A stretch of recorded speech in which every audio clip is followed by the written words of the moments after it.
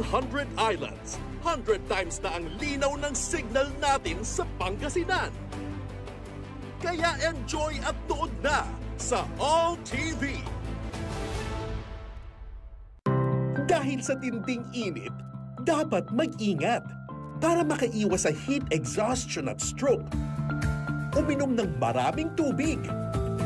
Umiwas magtagal sa ilalim ng araw. Maligo o mag-shower para presko. Bawasan din ang paglabas-labas. Stay and be cool under the heat. At manood ka sa All TV.